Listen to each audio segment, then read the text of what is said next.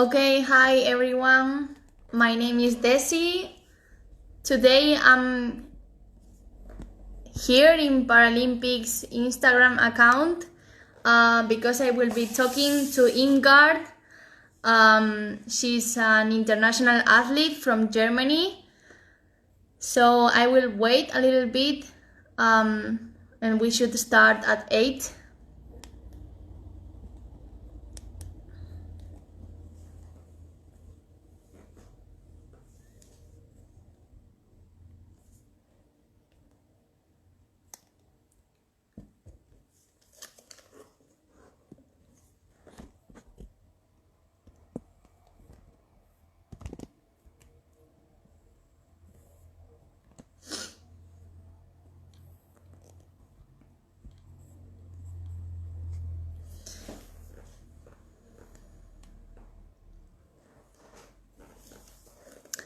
Okay, so the talk will be in English and I'm from Spain, so hopefully it's okay.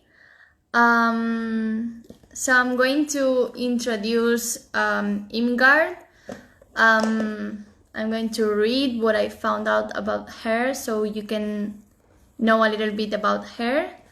So Irmgard Bensusan was born on the 24th of January in 1991, and she is a South African-born Paralympic sprinter. I think I've got her. So yeah, she's a Paralympic sprinter who now competes for Germany in the category T44. So she competed at the Rio Summer Paralympics and she won 3 silver medals in the 100, 200 and 400 meter sprint events. She started competing in 2014 and has now several gold and silver medals in Europeans and World Championships. So in 2004 and 9, while she was competing in a hurdles event, she tore the nerves in her right knee, and the injury resulted in paralysis in the right leg below the knee. So that means that she has an acquired impairment now. So I'm going to ask her to do a little talk.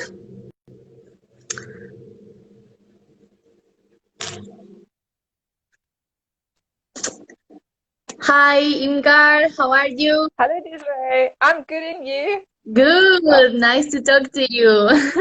Yeah. Everything. Yeah, it's first time I took put on makeup for 2 weeks, so I'm feeling very pretty today. Yeah, but I like your hair. I think you usually compete with that hairstyle. Am I right? It's something in that kind. It's my German hairstyle, this one. Okay, I like it. I really like it. Good, good. So I just did a very small introduction about you, about your sports career. So the first thing I want to ask you is how has it been training at home during the quarantine? I don't know specifically what happened in Germany. I think you also had to stay home, like in Spain. So I saw some videos of you training at home, and I would like to know a little bit more about how was your training at home. Well, first when everything broke out, I was in South Africa visiting my family, and then I made a couple of videos because my parents live in kind of a big, have quite a big yard. And then when I came back, we weren't allowed to train on the track, so we were allowed to go outside and train in the woods. And the thing is, my trainer is a bit older. He's a at-risk person, we'll say, with COVID-19. Yeah, and we were all thinking, oh, how are we going to get him to come and train with us? So we were thinking of putting him in like a glass bubble so he can still be on the track or still train with us while we are training. Okay. Yeah, we were thinking of some ways how to so he can train with us. Okay. But after the postponement of Tokyo, I was a bit demotivated and I took a bit off. I don't know how you felt about the postponement. Yeah, that's something I wanted to ask you about as well, because you already competed in Rio.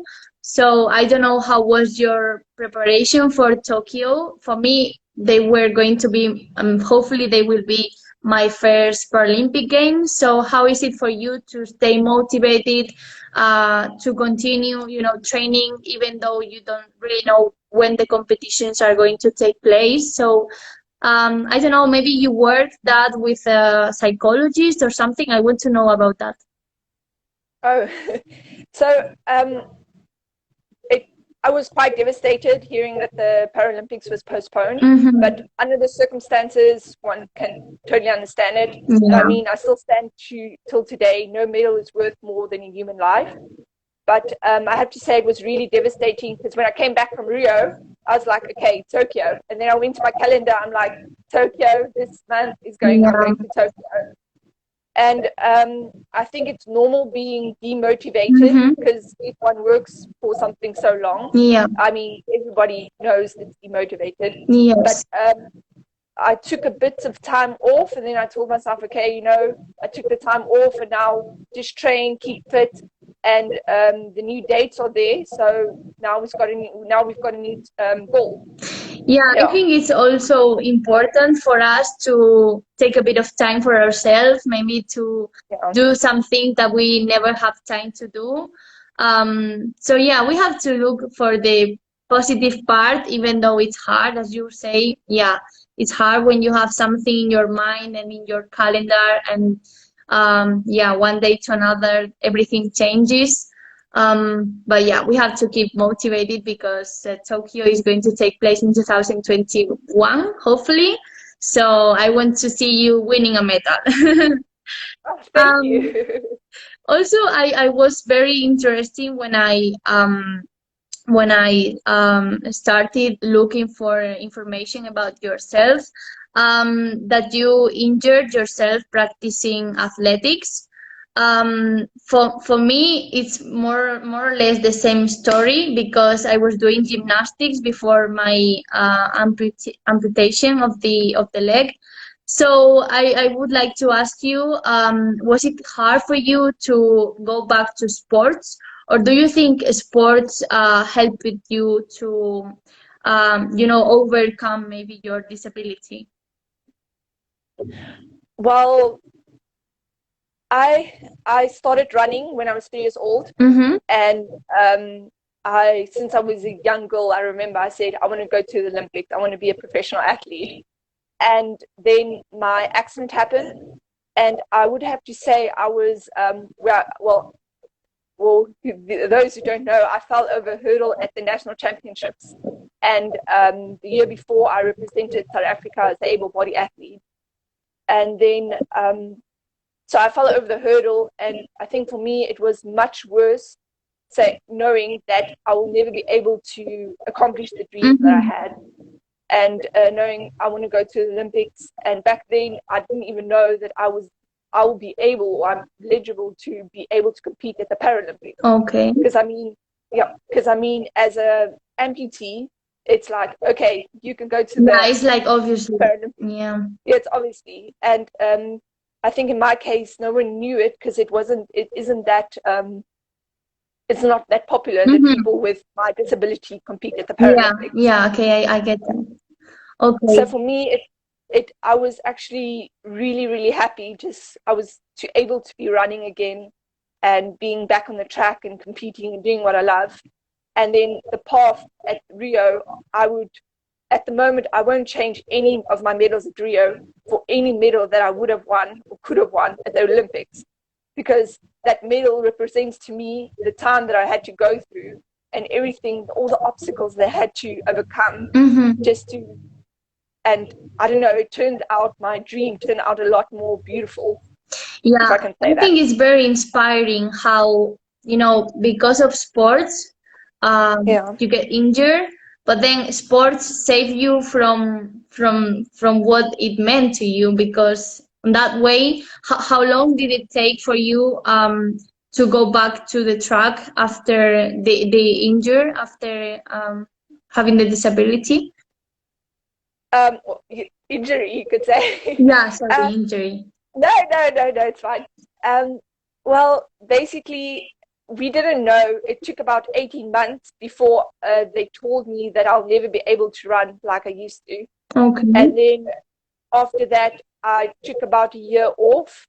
And then I told myself, okay, what am I going to do with the rest of my life? Because I planned my life around athletics. Mm-hmm. And I don't know about you, because I don't know when did your accident happen.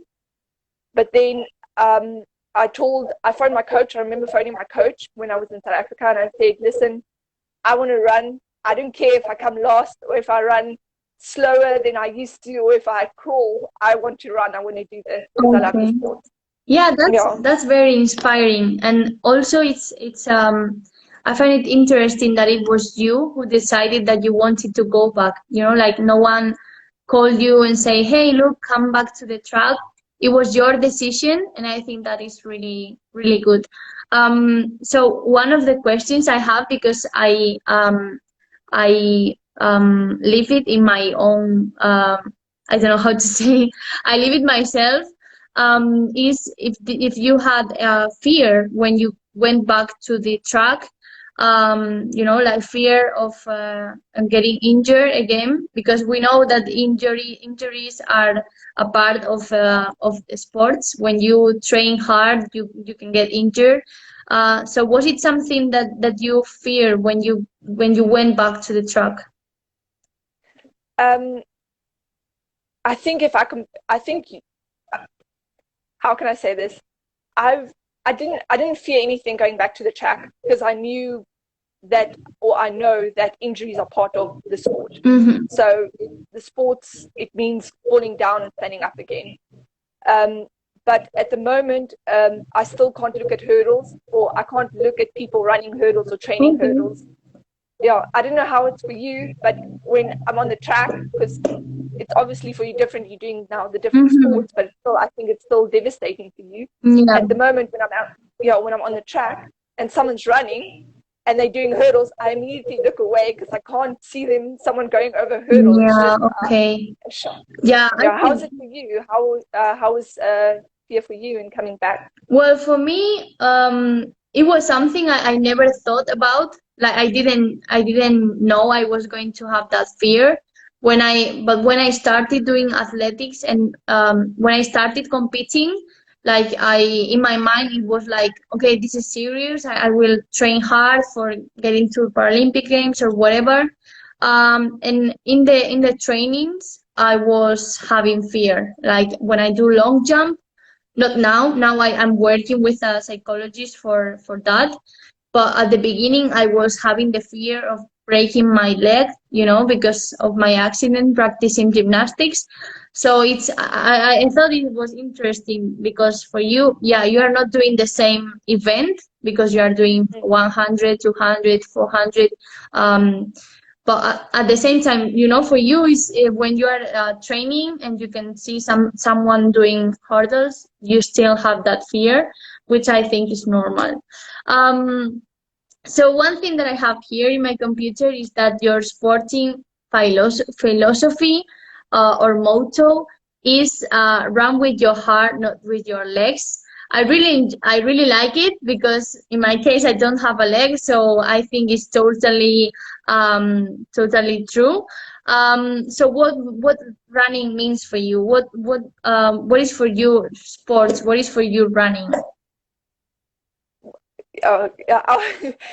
In your case, running with your heart is excellent, because then you don't need your one leg. Yeah, you just run with your heart. That's true. That's why I really like it. I think it's very, very good. The motto is very good. I love running, and I can't see myself doing anything else. So I don't know, running. I don't know if you have the same feeling when you run, or when you're doing long jump or something.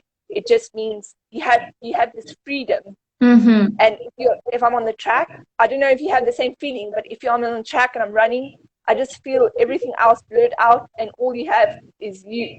It's myself and the track. Yeah. And the whole other world is just, you escape from everything. It's just you and the track and freedom. And I love the track. I can't say it anymore. That's what running means. And the motto saying run with your heart and not with your legs is it's often the person that thinks that he can do it even though he can't, that wins the race. So you have to have it in your whole heart. You have to believe in your whole heart you can do something. And I don't know if you know the same, feel the same way. If you don't believe in your heart that you can do it, you won't be able to. And that's why you have to fight for it. You have to want it with your whole heart. I don't know if you feel the same way or you have the same feeling. Yeah, for me it's the same. What you say about, like forgetting all the problems you have, and when you are training, just focusing on the training, focusing on your body and the sensations. So yeah, for me it's the same. Also for me, a very important part of my training are my teammates, like the people who train with me. But in my case, I don't know about you. I will ask you about that.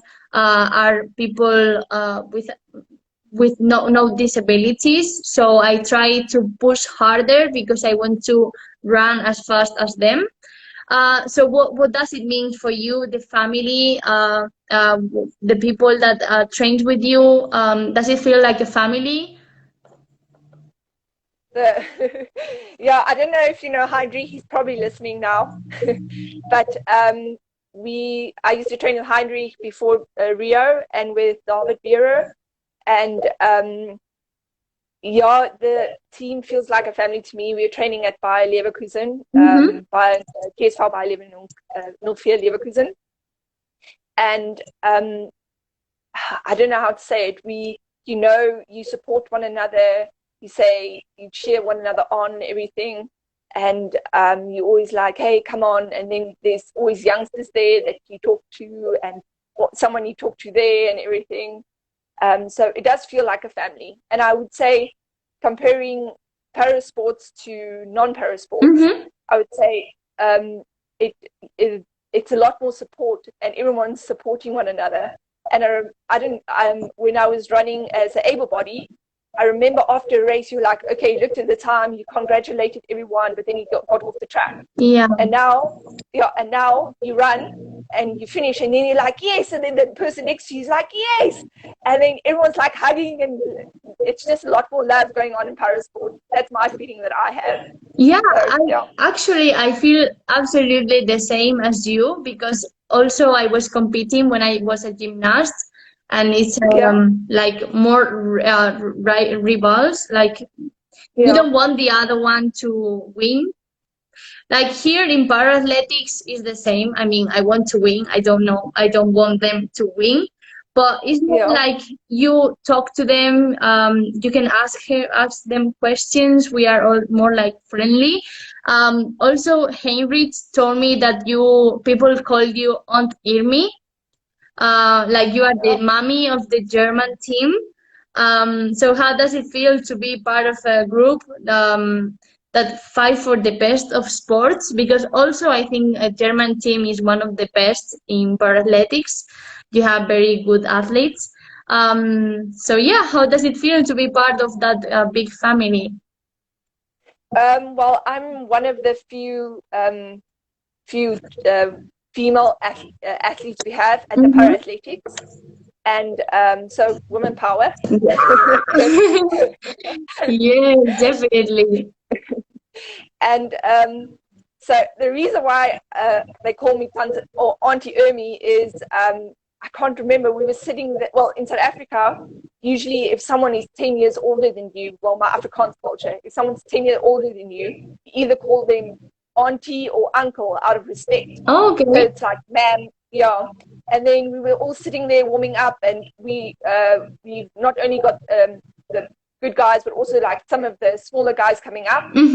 And then they were talking about when was everyone born. Okay. Because we had to be like right into a competition. Okay. And I was sitting there, and everyone was like 2000, 2001, 2006. I'm like, damn, I'm old. Okay.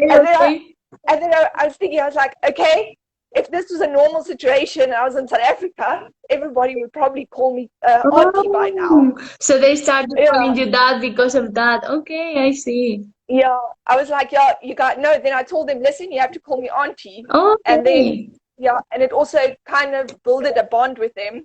So mostly with the younger people, I'm always like, hey, how are you doing? How's the schoolwork? How's your girlfriend? How's your boyfriend? Okay. So because I'm a bit older, I try to be a bit more motherly to them. Yeah. And then, and if I see they're doing something that they're not supposed to, I'm always like, hey, you're not supposed to do this. It's not good. Okay. And then, but I still can give them love. So it's like a mix. You have the motherly instinct, but you have the auntie instinct as well. So if they are naughty, I also am naughty with them. Yes. But then you are lovely as well. Yes, so it's like a mixed balance, being a cool auntie and being the mom caring for them. That's good that you can be the two of them.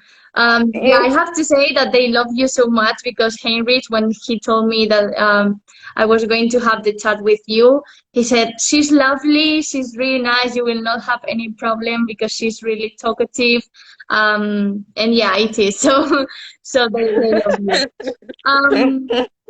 And also, I see that you were named Para Athlete of the Year last year in Germany.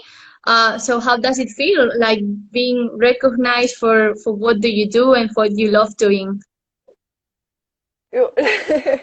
Yeah, I don't think I'm that popular. I think you're a lot more popular than I am. Well, I haven't been Para Athlete of the Year, so that's something bigger, you know? Yeah, I think it was a very big honor getting the prize, I have to say. I think everybody was like, shame, no one's going to vote for her, so let's just start voting for her. Because people had to vote for that. No, I was joking. Oh, okay. Okay. No, it's it was a very big honor receiving the prize, I have to say, and I'm very honored getting the prize, knowing that I don't run for any of the prizes or anything. I run myself, and I do what I do out of love. And I think if one does something out of love, you automatically inspire others to do what they love. Even if it's not running, maybe it's, writing a book or being who they want to be. You're inspiring them automatically to be who they want to be. Yeah, that's true. Also, what you were talking about, you being the mommy of the kids and say that is not good and that is good. Is it like something that you want to do, like inspiring other people to practice sports maybe, or, to push harder on themselves? I think sports is a very good thing to do for all ages. I think it's very important because I think sports teaches us things, soft skills that you won't always learn. But I think people have to do what they want to do. Yeah. So if it's not sports, if they want to play music, they must play music. If they want to, write a book, they have to write a book. If they want to swim, they have to swim. But I think the most important thing is you have to love what you do. And if the moment you lose the passion and the love for something, that's not the thing for you anymore. And I don't think that's not a goal for me. I'm trying to do what I love to do, and I hope to inspire others to not hope, but it automatically turns out that way, that one inspire others to do what they love to do as well then. But I think by training hard and everything, that has to come from yourself. So you even I can tell them as much as I can, hey, run faster. You're slacking. I can do as much as I can, but if they don't want to, it has to be themselves. Yeah, I also find sports good for our future life. Like for example, I think that now you're working as an auditor. Is it true? Yes. Okay. Yes. So for me, I'm still doing the university, but I think like the discipline you get in sports, any sports, it hasn't to be athletics. You use it in your favor in your future. Like in any other daily aspect. So for me, it's good to practice sports because I think that gives me many values that will be forever, that will help me in any other situation of my life. And you were talking about, you being trying, or not trying, but being inspiration for other people. Who inspires you? Who is your idol? Who is someone you want to be like, or you try to be like when you think on, I don't know, maybe sports, maybe in other situation? Who is your idol? I would have to say my mom and my family, but my sports idol is well, I have to tell you, I read this article when I was 10 years old. Okay. About a very phenomenal athlete in South Africa, and she's Natalie Du Toit, and she's also a para-athlete. Okay. She's also a para-athlete. So if anyone knows about her, or if she's listening, or anyone knows about her, please tell her to contact me. I really love to meet her in person. Okay. Yeah, that would be really nice. Yeah, I don't know if you know about her. She was one of the first athletes actually competing at the Olympics, even though she had a disability. Yeah. Wow. Okay, that's really interesting. Very inspiring. You said your mom, well, your parents. Do you think your family is an important support for anyone, and for you personally to practice sports? Like, I think for me, for example, it has to be very important that my family follows me in whatever I decide to do in sports or in any other decision. How do you feel your family to be like your biggest support? I would have to say, without my family, I wouldn't have been here today. They are really a very, very big support group. I don't think my mom ever missed a race. Before I moved to Germany, she was always on the side of the track, always like, she's shouting. Like, even now she comes and like watches. She's your biggest fan, huh? Yes. And also my brothers and my sisters. When I was in South Africa, I was training with my sister actually. And now with my brother, I remember once I told him, you know what, it's too hard. I want to stop. I want to finish. I want to come back home, do whatever I want to do. And my brother's like, yeah, if you want to, but remember, we are going to Tokyo with or without you. Oh, okay. I was like, now I want to go to Tokyo as well.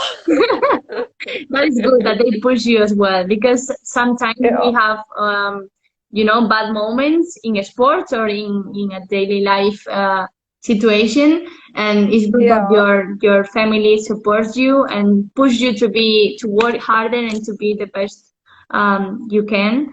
It has to be hard living far away from your family. For me, for example, I live in Spain. I live in Madrid, and my family lives in the northwest. So it's not so hard because we are like 1 hour flight away.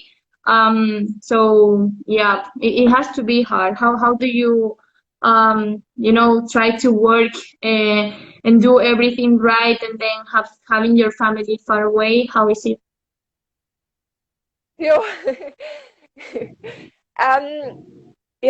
I would say it's very difficult for me being away from my family, and I would say that the one thing I miss the most about South Africa is my family. But I know it was my choice coming to Germany, and it was my choice it was my choice to coming to Germany, moving to Germany, and my family supports me every way. And I always video call them, or I chat to them regularly, and we have chats, and I try and go and visit them as often as I can. But I think they all understand that the reason why I'm doing it, and they support me every bit of it. And yeah, I know it's not so hard with the internet, with the Skype, everything. It feels like you are. Now it feels like we are talking to each other if we were on the same place. I'm in Spain, you're in Germany, so it's nice having the technology. Also, I wanted to ask you about another thing that interested me, which is that you call your impaired leg Schulfli. How you pronounce it? Sorry if I said. No, it's fine. Schluffy. Schluffy, okay. But I know you also call your Stump. something. Muñin. What's it called? What? Muñin. Yeah, it's called muñin. What does that mean? Actually, stamp in Spanish is muñón. So it's Muñón? it's like a funny way of saying that. Muñin. Muñin. Yeah. So it was so cute. I read it and I was like, oh, cute. Yeah. I think it helped me to love my body as it is now. Like love my differences. So I read that when you are training and your coach pushes you hard and you know, like you don't do well, maybe you say it's not my fault. It's stupid.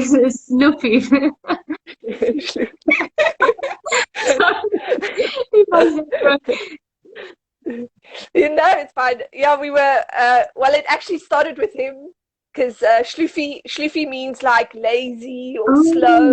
Okay. Yeah, so it's like, and my foot is hanging, so it's actually just lazy and slow, and like my entire body would be like there, and then my foot will still, my leg will still be like 2 meters behind me. Okay. And then it's like, and then sometimes I'm always joking with my trainer, and he's like, yeah, no, you have to, it has to be faster. I'm like, yes, but it's Schluffy, it's not my fault. It's not me. No, and he's like, are you sleeping today? I'm like, no, not me. Okay. Okay, that is funny, and I found it interesting because of that, because I also call my stamp muñin, so it's nice. I think for me, because my amputation was when I was 16 years old, that I think it's a difficult time. Because I don't know about you, but for me, I think women, we have it more difficult to accept our body. Like at the beginning, I couldn't go outside with my prosthetic leg because I didn't like it. So I was all the time with, never with shorts or with dress. What about you? Was it hard for you to, like accept your body, or was it like something really fast for you? I don't know.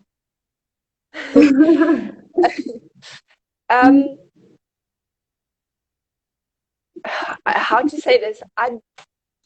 For me, it was much more devastating that I wasn't able to run. Okay. Yes, but the thing is, I don't know how to say it. It was much more devastating that I couldn't run. And I think people obviously teased me about my foot, but I was always like, I don't know, I always had that outlook at life. When someone teases me, I always laugh with, because then they're like, oh, okay, it's not bothering her, so we can't tease her anymore. That is good. And I think, being able to laugh about your thing. Laugh about yourself, yes. Yeah, yourself. It's intelligent. You have to accept yourself, otherwise no one else will accept you. And you have to love who you are, otherwise no one else will love you. So that's the most important thing. So when people joked about my foot, I was always like, ha, ha, ha, ha, ha, joking with them. And then if they said something about Schluffy, I would always say like, yeah, but look, you have a skew nose, so it doesn't matter. Or at the end, everyone has their things. Like, everyone's imperfect, and in the end, that's what makes each of us individual and each of us beautiful in our own ways. That is true, and I think this is a bigger limitation than our body, because and us practicing sports, we show other people that you can, even though you have a prosthetic leg or whatever, you can do whatever you want, but you have to be strong in here, because that's the most important thing. So I had another question about that, but I think it's not relevant at all. So I don't know if because it's being very interesting, because it's very similar, my story with yours. So I just have like, if you would like to send any message to the world. But I think that last message was very important for me. For me, it was important because in my case, it took like 2 years to go back to sports, 2 years to be happy with my body. So I'm very impressed that for you it was so fast, and yeah, and that you just loved yourself in the way it was. Yeah, this I would say, I don't know how to say this, but I frequently at the moment, or like over the past years since I started running, I often have problems with people saying that, you know what, you're not paraplegic enough or whatever, or they think I have an advantage when I run. Mm-hmm. And the problem is my foot doesn't work, or my lower leg doesn't work. Yeah. And if you have like because I'm running against the blades, as you know. Yes. It's difficult because you can change, or you can replace what you lost in a way. Yes. Whereas I can't replace anything that I lost. Yeah, I see the difference. Yes. Yeah, so I run with my Ottobock orthesis, Mm-hmm. but technically I have a lower leg that doesn't do anything. Yeah. So I don't know if you understand. Yeah, so a lot of I understand that it's difficult, and also for people who doesn't know about, Paralympics or parasports, they can ask like, why is she, one has a prosthetic leg and then she doesn't have anything because they don't know you, or they don't know. So yeah, I think that is hard. That is something hard in para sports, that there are so many different disabilities and every person is different, because even on the same disability, there are differences, so yeah, I think that sometimes it's hard to prove that.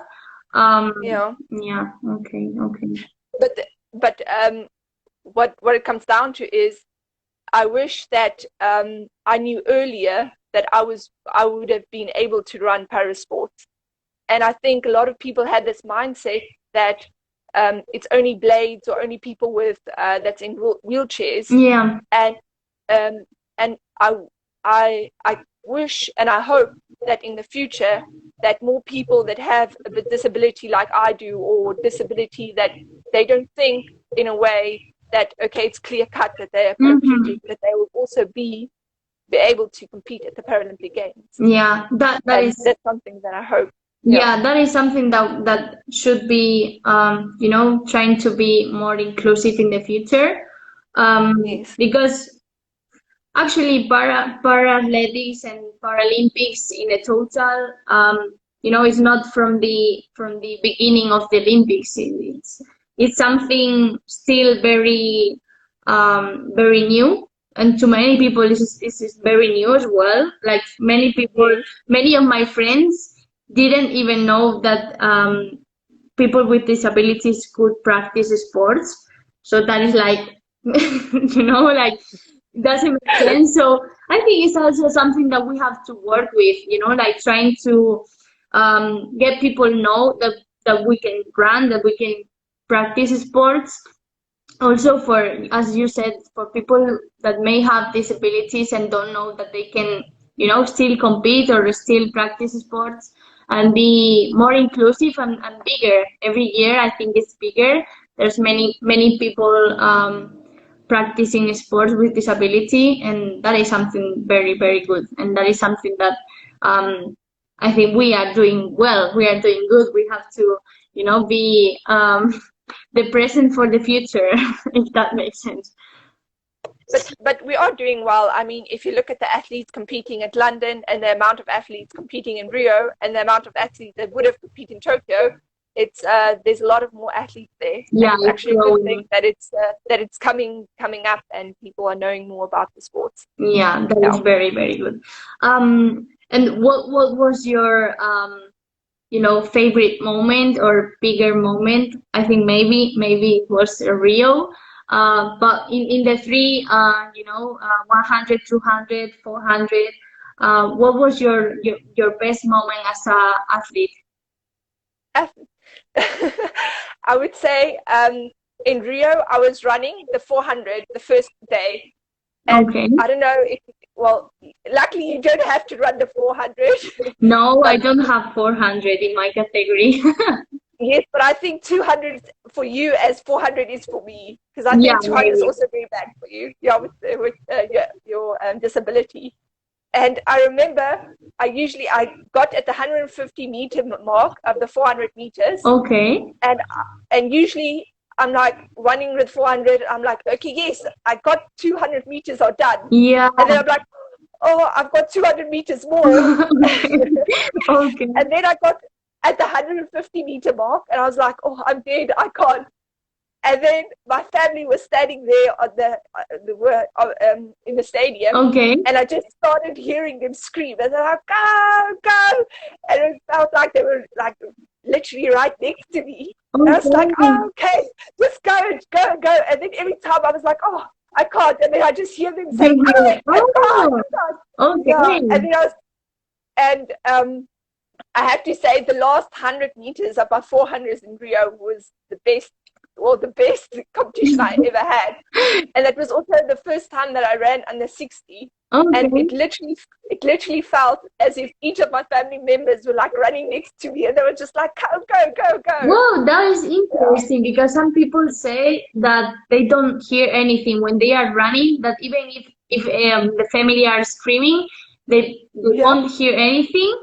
But for you, it's good that you heard your family, because it pushes you, like it motivated you to run faster. Right. Yeah, I think 400, it had to be horrible. I've never done it, so but mentally, yeah, you can think, okay, I have 200 more, or I did 200. Yeah, and what do you think? Like I did 200, or I still have 200 more.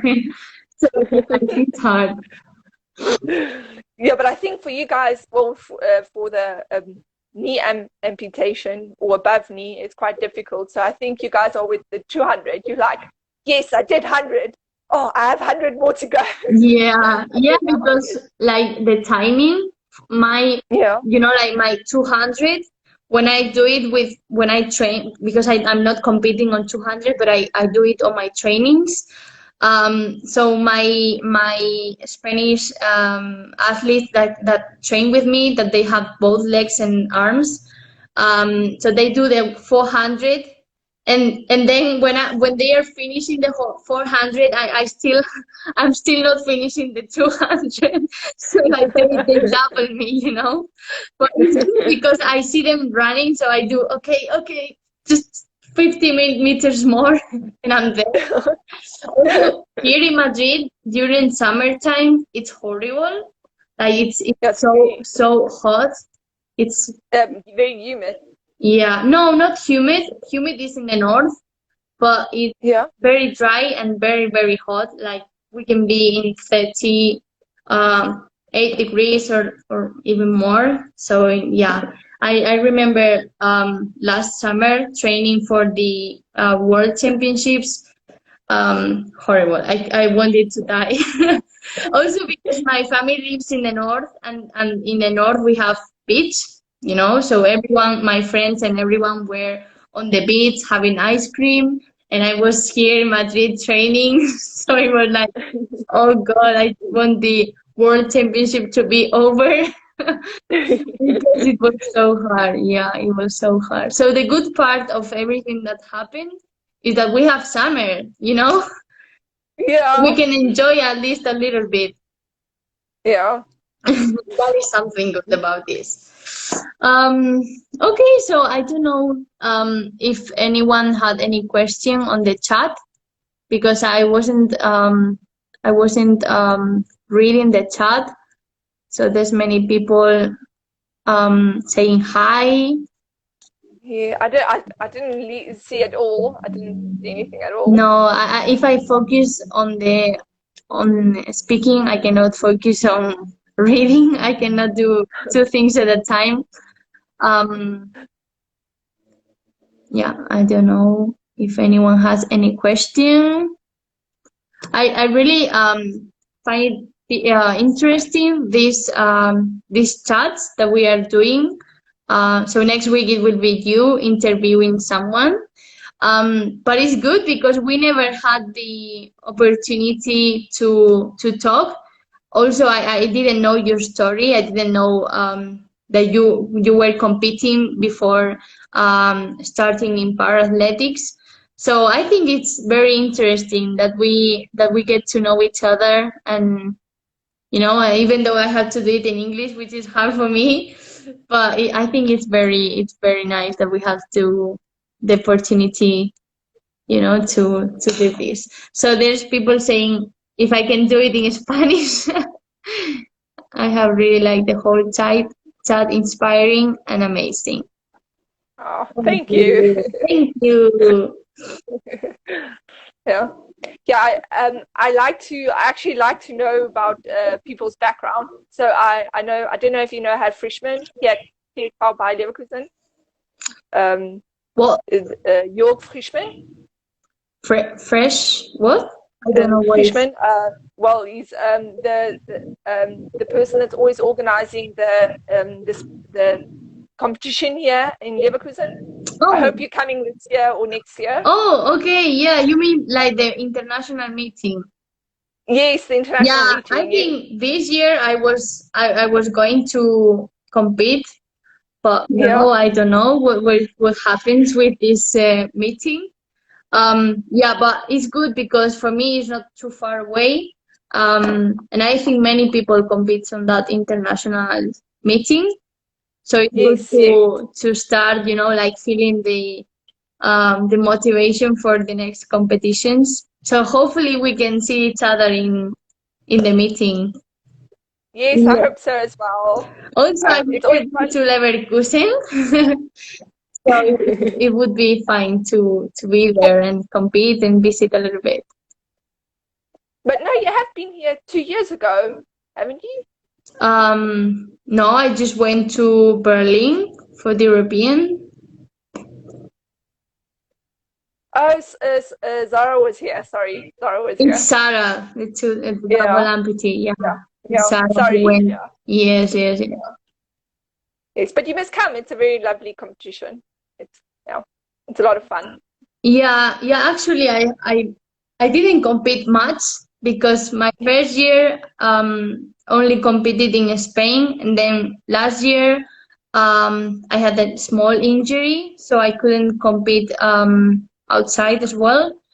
And this year was going to be the one like big tour, trying to go to any competition, because that is I really enjoy it as well. When we the competitions, you have to be like focused, but when you finish the competition, it's a good like environment, because everyone's so nice, and I don't know, I feel very confident when I'm on big competitions because of the environment. Everyone's so nice. Yeah, it's it always feels so like you said, nice, like a small family, like you said earlier. Yeah, and everybody knows one another. Even though it's been 2 years since I started, it's like I already know many people, from Paralympics, which is crazy, because when I was doing gymnastics, you wouldn't have the opportunity to talk to anyone, because everyone is like, they won't talk to you, and here everyone is so, they want to change experiences. So I think that is one good thing from para sports, that because if each person has their own story, you feel like they are your teammates, because they had to live the same that you live. So it's really nice. It's other people that understand what you went through, because they also went through something similar. Yeah, that's something. Like when I lost my leg, everyone was trying to say it's okay, you have to be happy for your new life, and I'm like, you don't know what I'm struggling with, because you didn't lost a leg. So for me, the fact that I started with athletics and know other people that also lost their legs, it was good because it was like my sisters or my brothers, because they experience exactly the same, and they can give me, like, hey, what do you do with your scar? What do you do when this hurts?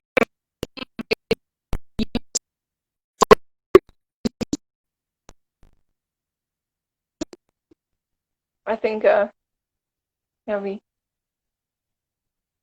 don't know if it's my cell phone or if it's your cell phone, but I think you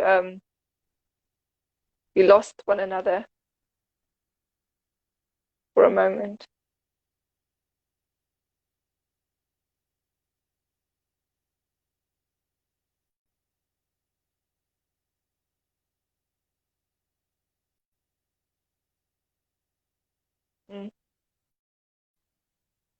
Okay, I don't know if it's sorry, I don't know if it's your cell phone or if I'm still on the line.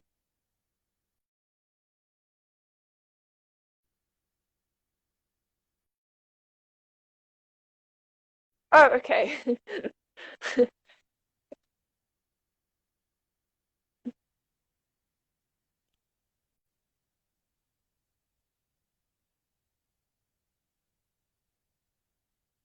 I think anyone can ask me questions at the moment because we're waiting.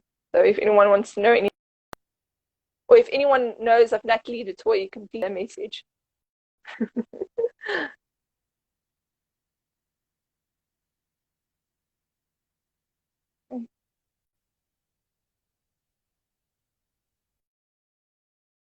Okay.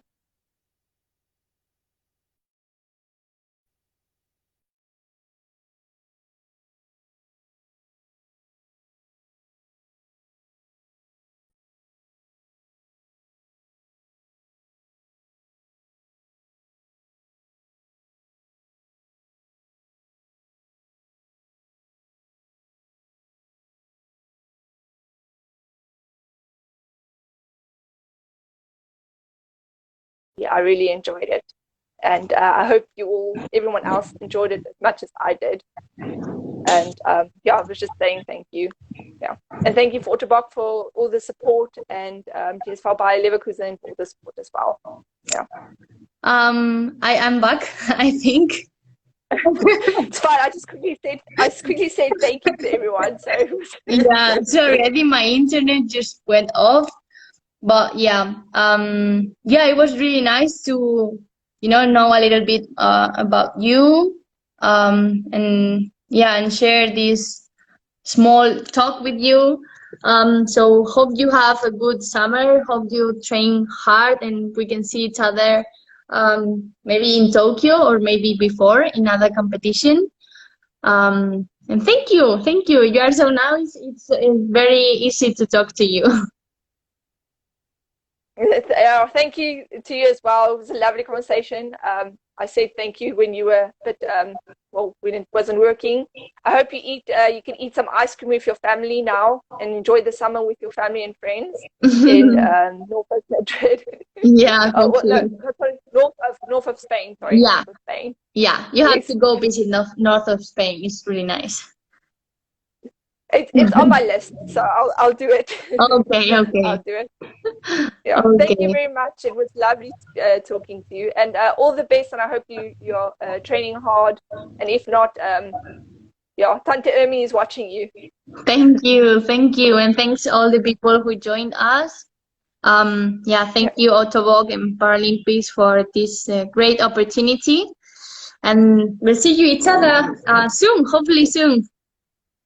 Yeah, hopefully, yes. Hopefully at the international meeting in Leverkusen. Yeah, I want to go there. Okay, nice to talk to you.